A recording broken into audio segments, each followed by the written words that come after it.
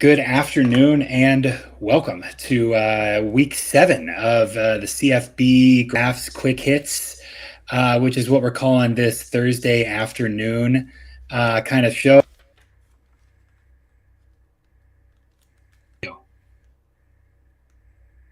What's up, Parker? I'm ready to do some picks with you, brother. I Dude, think your mic cut out a little bit. it's gonna be fun. It's been an up and down week. Hopefully, I've got the mic, I've got the camera here. It's been an up and down afternoon, but I think we're here. I think we're alive, and we've got NCAA insiders pulled up. As always, that's where CFB Graphs lives now. We've got the stat previews on the web, Jamie, and we're going to talk through some games. Disclaimer before we get started, of course, these are all just paper trades. This is just doing an exercise here, talking about football, using the spread as an opportunity to kind of compare and contrast test theories. We're logging those on BetStamp. We are not affiliated with BetStamp, although we do love them. You can find me at Stats of War, Jamie Plunkett at Frog Preacher. We're both consistent for the brand. Jamie, let's go ahead and start to dive in for games. I know we texted a very brief bit this afternoon. Do you just want to start with the big ones and then we'll get to the random ones? Let's do it. Let's go. Right, let's go to the first Red River in the SEC. Texas and Oklahoma. Jamie, I've got this Texas as an almost 85% win probability, about 31 to 18 here. Jamie, Texas second overall in EPA per play margin. Oklahoma 31st. Texas offense fourth. Oklahoma's defense 11th. That's best on best, but man, on the other side of the ball, Oklahoma is 70th and Texas is third. What do you make this game? So I've already locked in on BetStamp Texas minus 14 in this game, and it's beyond the numbers for me. It's because Deion Burks isn't going to play for Oklahoma in this one, and when you're an offense that is already struggling to throw the football and you lose your leading receiver, typically that's not great, especially when you're looking across the line and you see one of the best pass defenses in the country. So I typically in rivalry games, you throw stuff out the window, you know, all the cliches and whatnot, but I really do think Texas rolls in this one. I don't think it's very close. So give me the Longhorns. So I agree. Texas, eighth at finishing drives. It seems like they're doing much better with that kind of finishing those red zone possessions that they've struggled with the last couple of years. They have a field position. Field position's fine on both sides of the ball. On defense, they're first in the nation at fewest quality possessions allowed. They're second in points per quality possession. All the signs point to Texas. But Jamie, one sign that doesn't point to Texas? Would it be funny if Texas lost? And that graph I can't even put on the screen. It is so miscalibrated out there. I do think the hilarity here and the potential for this rivalry game to get absolutely bonkers, Oklahoma with a bye week, is enough to stay away. I'm not sure I can totally go on Oklahoma, so I haven't locked that one in just because it's really hard to see how they're going to move the ball if they don't have receivers, and they very much don't have receivers. So no play for me on this one here. I do think that I would lean, if anything, a fractional unit on Oklahoma money line. Heck, maybe I'll throw one of those on BetStamp just to have some stock in it because of the rivalry game and the big odds here. I think if I'm looking at this correctly on BetStamp, trying to find Texas, Oklahoma, but God help me, I cannot at all. I think you can get Oklahoma for you can get a plus 14 and a half. So I'd actually be more interested. I'm seeing a plus 500 for the money line. There you go. And I think I'm going to lock in my standard quote unquote unit on BetStamp is $50. Again, not real money, just a baseline. I'm going to lock in. I'm a coward. I'm going to lock in $10 on Oklahoma here.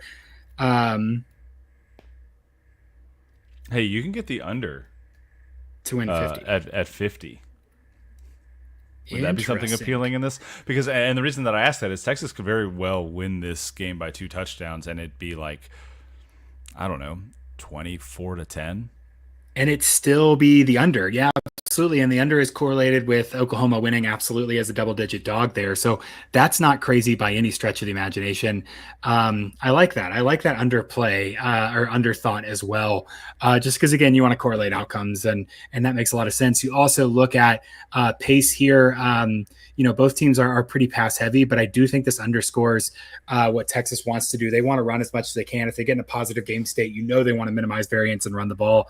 And so I have this as 49. I think the under has a lot of merit there. Let's keep it moving, and we will go to the next big game. I'm trying to look at the order I put them in, but obviously we're going to go to Ohio State and Oregon next. Jamie, will you do me a favor? I'm going to read off my numbers.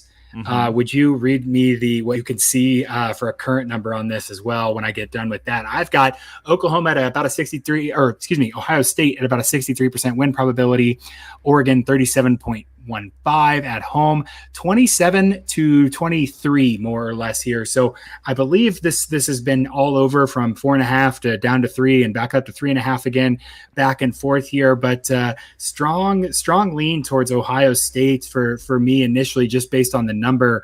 What is the market saying right now, Jamie? Market's got it around -3, -3.5 for Ohio State, so +3.5 for Oregon. Over under is hovering around 53.5, 54.5. So that's maybe something to consider there, because I think that's a little high when you're looking at what both of these defenses offer and how they can possibly counter these offenses.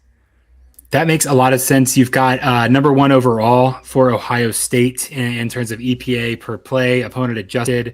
And then you've also got Oregon up there in the top 10 at 8th overall as well. Jamie, I'm going to go ahead and say I've given this out on the show already. I think I see a -3 for Ohio State.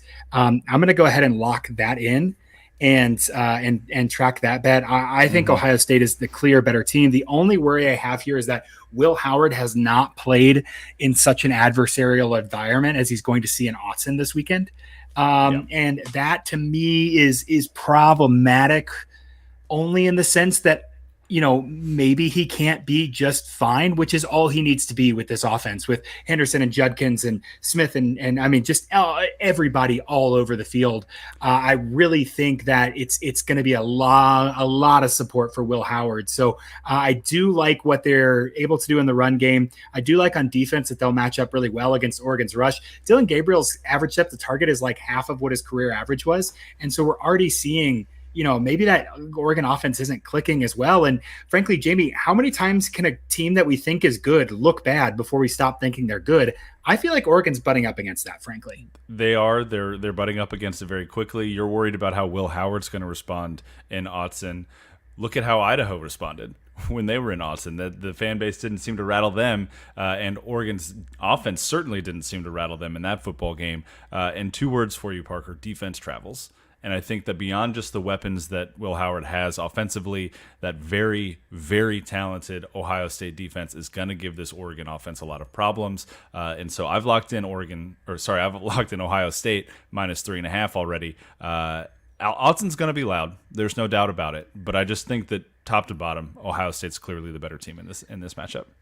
Yep. I think I agree. I think Oregon is, a little bit of paper tiger status so far, just because we haven't seen them pull away. I also think, I wonder if we're not circling around. Look, Oregon's offense, 79th in points per quality possession.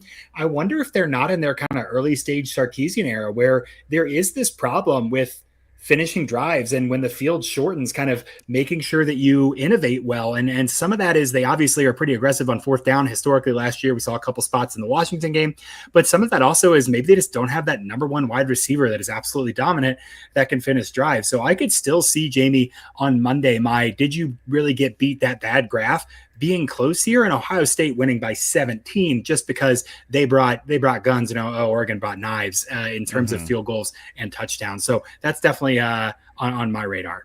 For sure. And I mean, you look at Oregon's offensive problems and their struggles to score points. Just look at their field position, right? 115th in the country in starting field position. That's never going to be a good thing when you're trying to keep up. Yeah, absolutely. Jamie, we'll get to another big matchup here. I'm going to drop a special in here. I'm going to take us to a weird game. And here's the question I have for you, as my computer is just absolutely dying right now.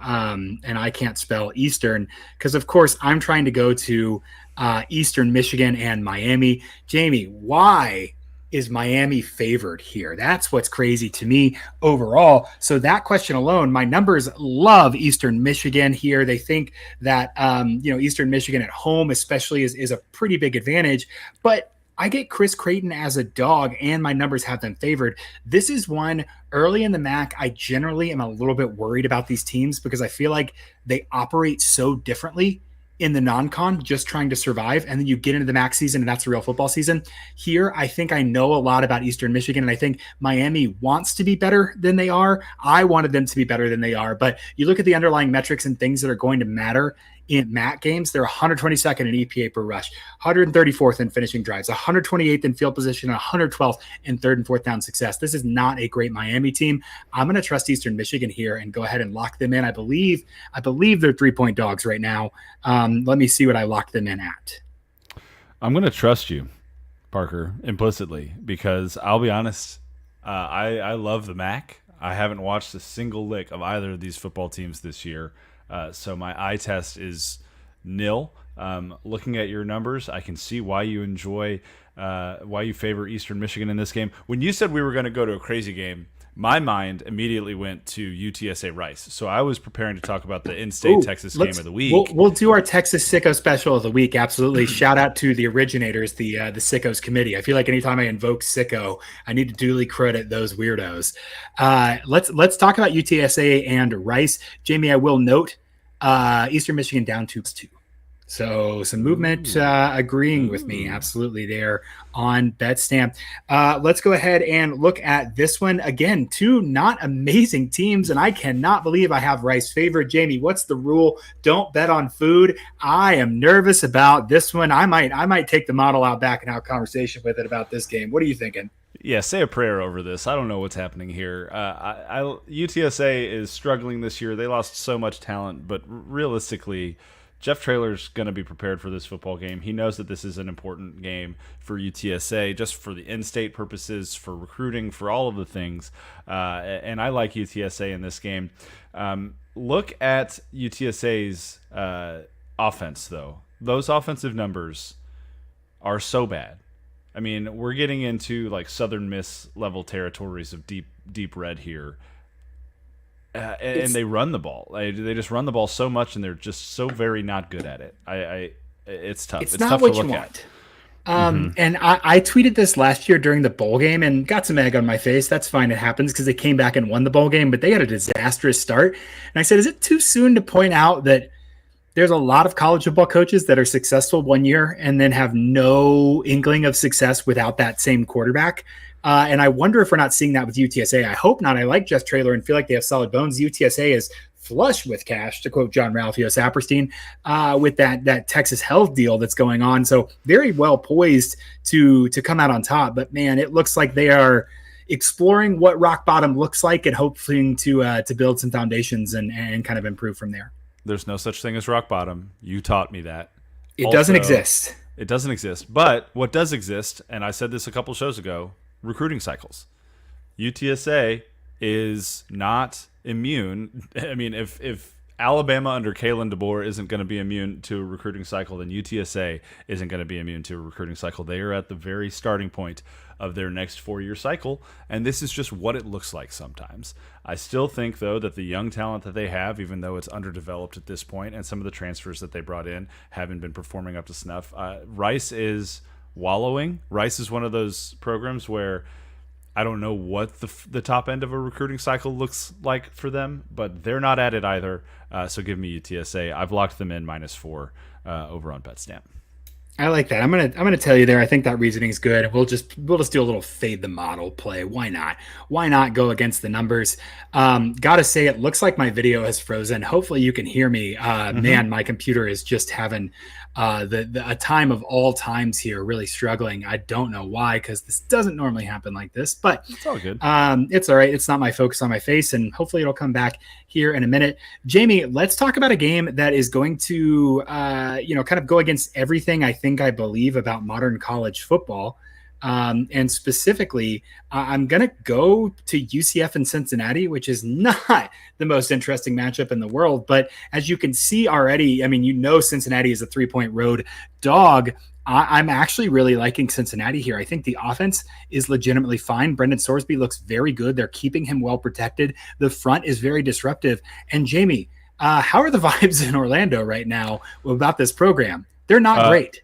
Had a chance to check in with a good friend of the Frogs Insider podcast, Jeremy Taché, who on his normal weekly appearance on the Dan Lebitard show with Stugatz had a brown bag over his head that said "Fire Gus" on it. So those are the vibes in Orlando right now. Obviously, our thoughts go out to everybody in Florida after Hurricane Milton. But fortunately for UCF, this game is in Cincinnati. And I saw that UCF was favored in this one and immediately jumped on Cincinnati +3 and the Cincinnati money line. I love Cincinnati, especially in that run defense. It's fierce. Normally, when you lose interior defensive linemen before the season even starts, like Cincinnati did, you're going to see a step back in that area. We haven't seen a step back in that area. I think this is an opportunity for Cincinnati to do kind of what Colorado did to UCF last week, and that's make them throw the football. It's KJ Jefferson's kryptonite. It's always been his kryptonite. And I think Cincinnati has the guys up front to slow down the running game, force that ball into the air, and put UCF in a bad position. Yep, makes a ton of sense. Couldn't have said it better myself. The offensive success rate and rushing is great, but you look at the explosiveness is way worse, 29th compared to first. That passing defense for UCF, man, they brought in a bunch of transfers, and it looks like it's just not working. Cincinnati very, very consistent in both phases of the game, and they are 12th in offensive success rate in passing. So I think they'll have a lot of opportunities to create those explosives, potentially capitalize on a downward spiral for UCF. Man, it seems years ago when it was just in fact weeks ago, maybe even days ago, that UCF put together an awe-inspiring road performance, came back and beat TCU. And man, what a difference a couple of weeks makes for the Knights and their ceiling. I think I can declare my, removing the presumptive dark horse from the title dark horse contender for UCF. I think that tweet aged very poorly, and anyone can go find that and roast me duly because it looks like the Knights are getting malls on here. Just go tag freezing cold takes under that tweet, folks. Love it. Yeah, it turns out mediocre teams can still beat pretty bad ones, even if pretty bad ones get up 21 points in the second half.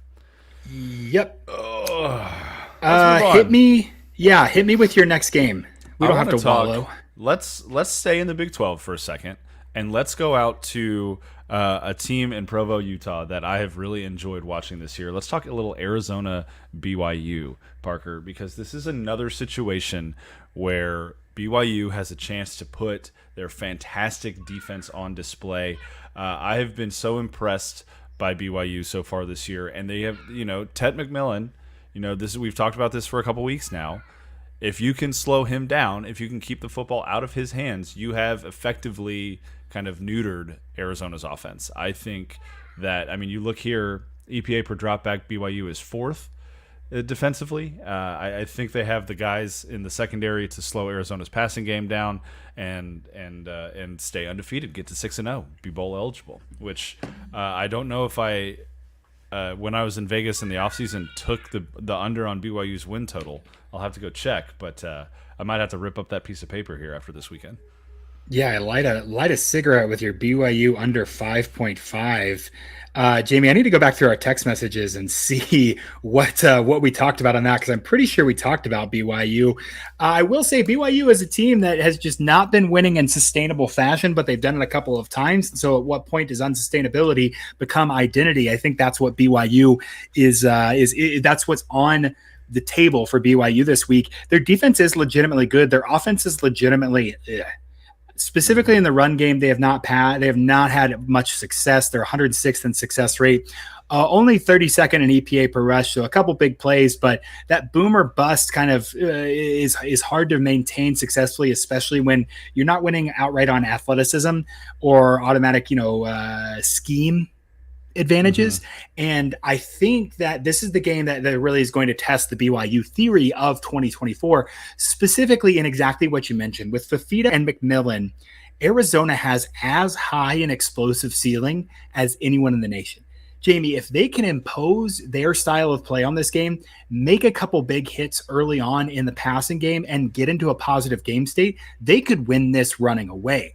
What BYU's task is going to be, and what they've succeeded at in certain areas, is winning at the margins enough to put their opponent in negative game script where they cannot come back. BYU has left the door wide open for teams all season, and they couldn't do it. Sawyer Robinson threw an interception.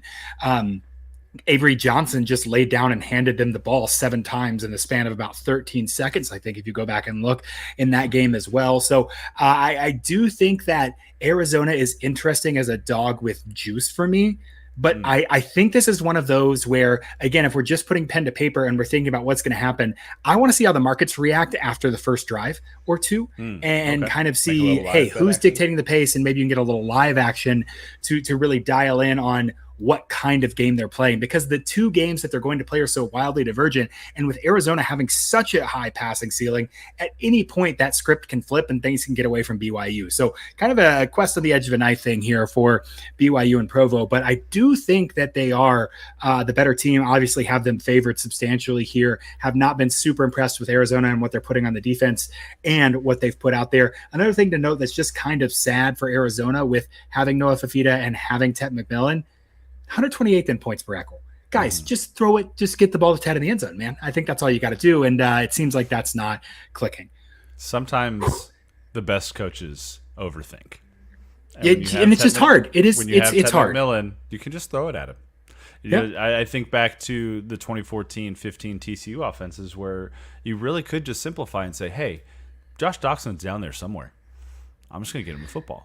To be fair, I do believe that there was an interview with Doug Meacham where he was talking about how during that era, he would throw his hands up on the sideline and say, what the F was that? And then it would be a touchdown. So sometimes you just can't quantify some of those electric players and what they're doing.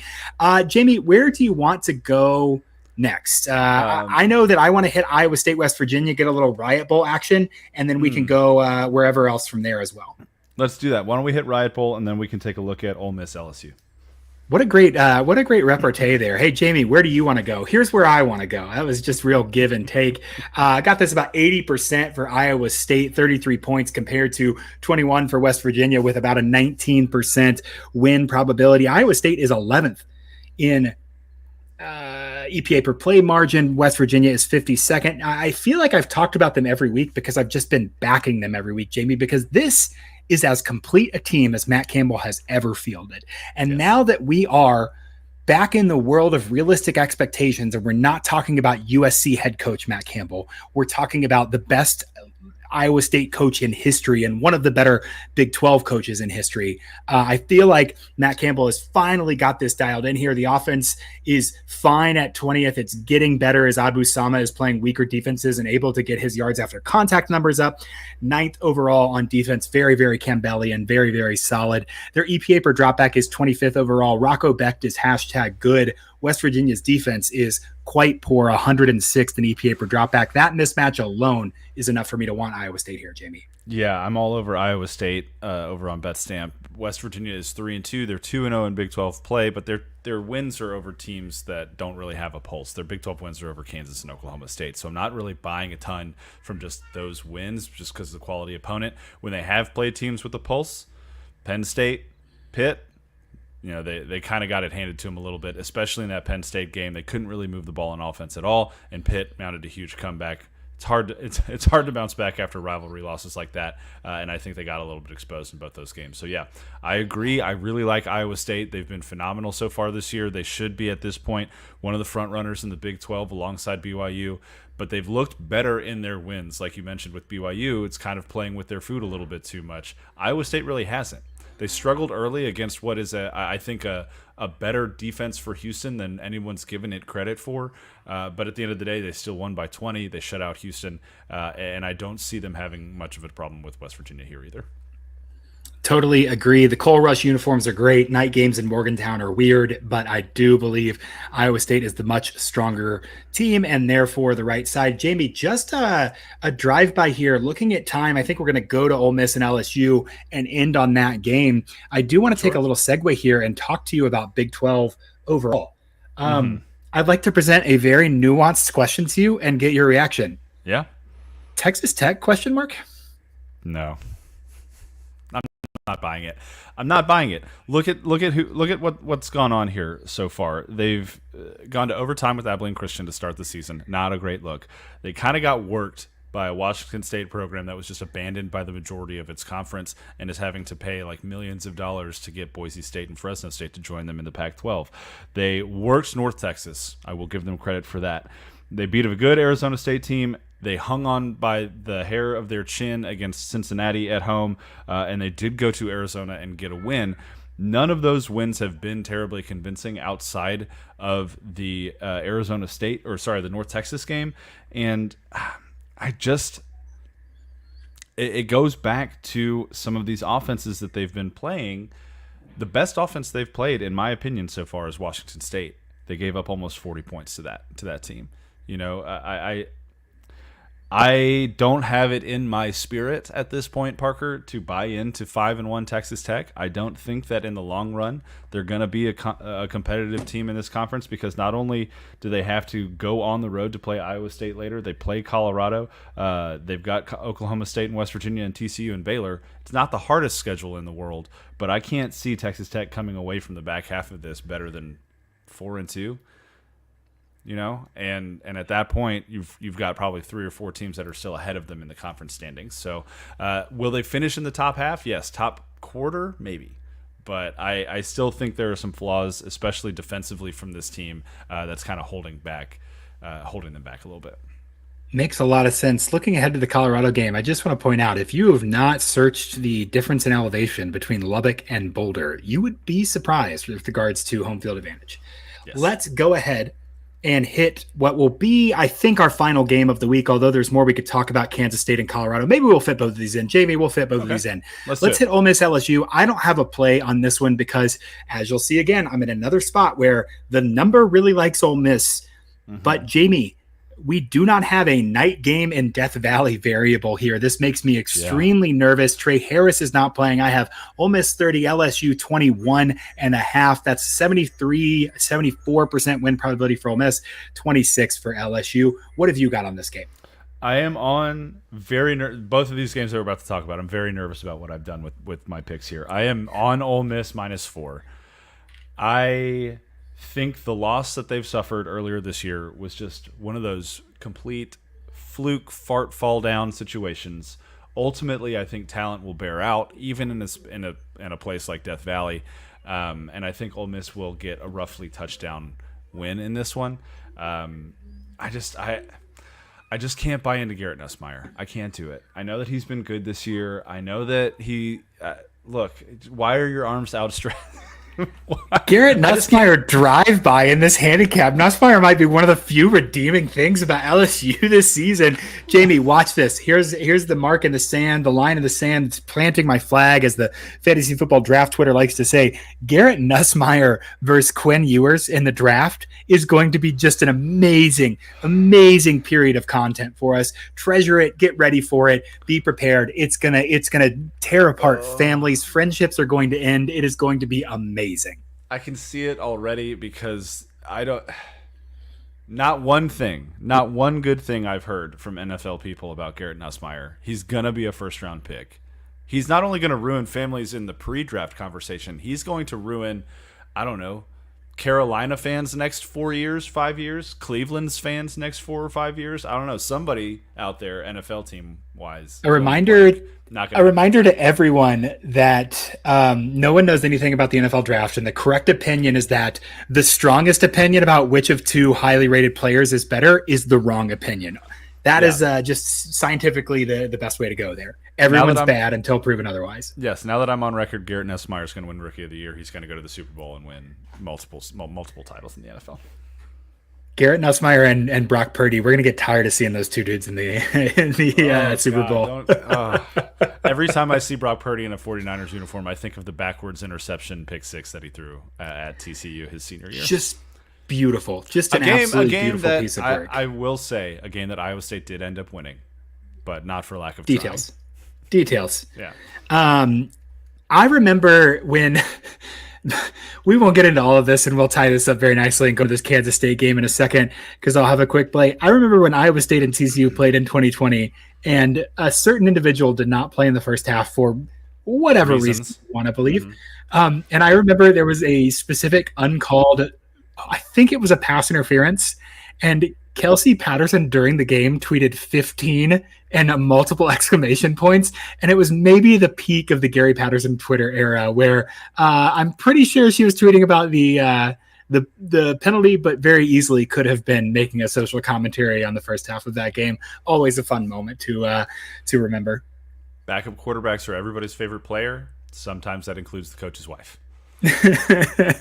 Let's briefly touch, looking at the time here, let's briefly touch on one of the bigger games of the weekend. I think that's turned into something interesting and kind of a fork in the road for the Colorado Buffaloes.